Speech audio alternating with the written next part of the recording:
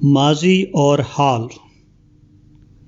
Scott land کا ایک نوجوان اپنے ملک سے نکل کر 1217 عیسوی میں اسپین آیا۔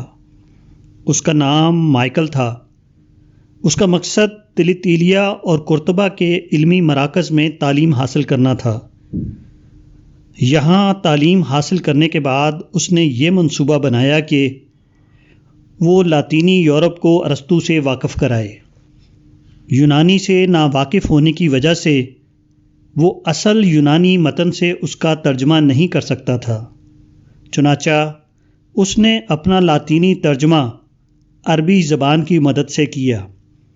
اسپین کے قیام کے دوران وہ عربی زبان بخوبی سیکھ چکا تھا۔ 1231 عیسوی میں سلرنو، سسلی میں پہلا طبی کالج کھولا گیا۔ اس طبی کالج کے نصاب کے لیے ڈنمارک کے ہینڈرک نے 7 جلدوں میں ایک کتاب تیار کی تھی، جو اب بھی اسٹاک ہوم کی نیشنل لائبریری میں محفوظ ہے۔ ہینڈرک کا ماخذ بھی مذکورہ مائیکل کا وہی ترجمہ تھا جو اس نے الرازی اور ابن سینہ کی طبی کتابوں کا عربی سے لاطینی زبان میں کیا تھا۔ جارج سارٹن نے 5 جلدوں میں سائنس کی تاریخ، ہسٹری آف سائنس لکھی ہے۔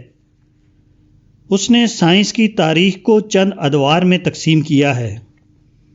اس کی تقسیم کے مطابق ہر دور نصف صدی پر مشتمل ہوتا ہے۔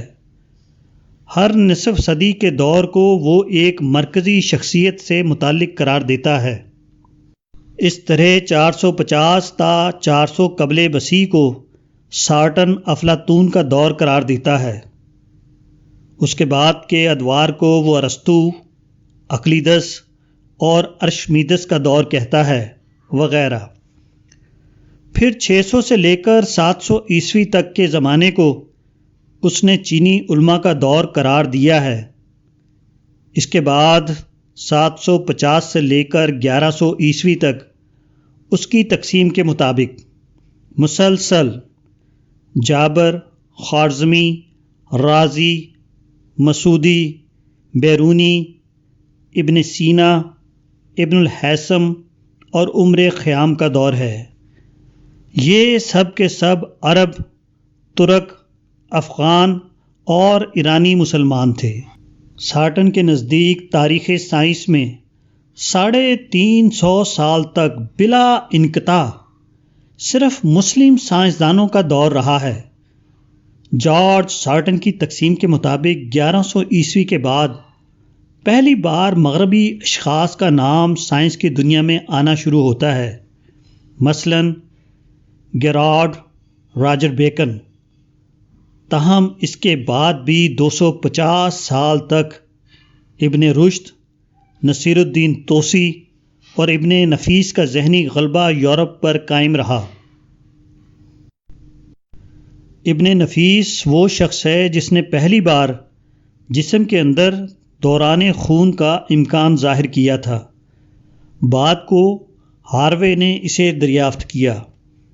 اسی طرح گویا سائنس کی تاریخ میں مسلسل 600 سال ایسے ہیں جبکہ مسلمانوں کو دنیا کی علمی قیادت حاصل رہی ہے۔ 1350 کے بعد مسلم دنیا نے اپنا علمی برتری کا مقام کھو دیا۔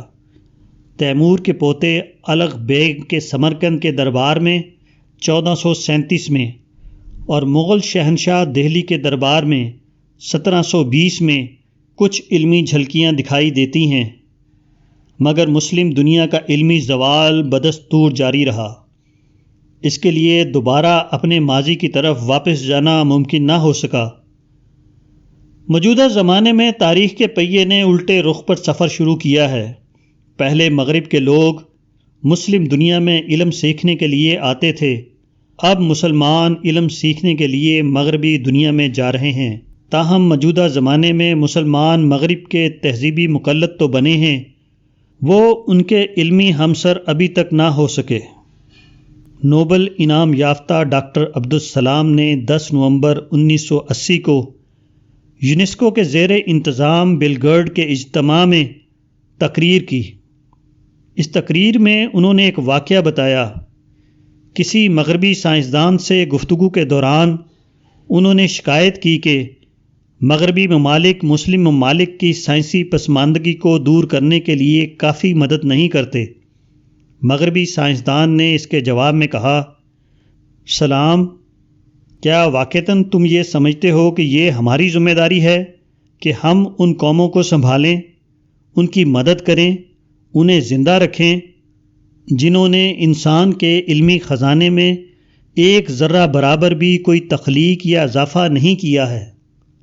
سلام، do you really think we have an obligations to secure, add and keep alive those nations who have never created or added an iota to main stocks of knowledge؟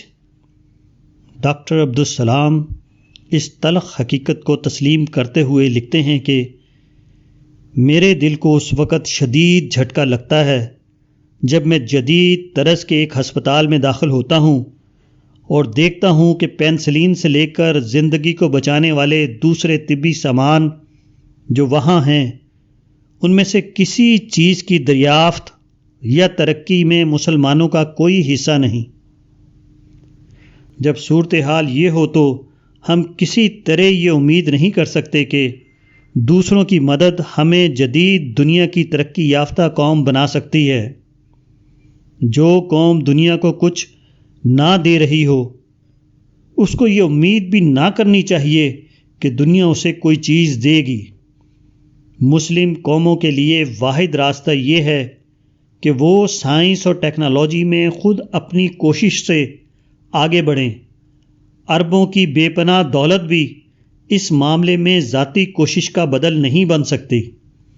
آج مسلم ممالک بڑے پیمانے پر مشینیں اور ہتھیار مغربی ممالک سے درآمد کر رہے ہیں، مگر اس قسم کی مشینی درآمد ان کے اصل مسئلے کا حل نہیں، کیونکہ اس سے پہلے فنی بنیاد کی ضرورت ہے اور وہ کسی مسلم ملک کے پاس موجود نہیں۔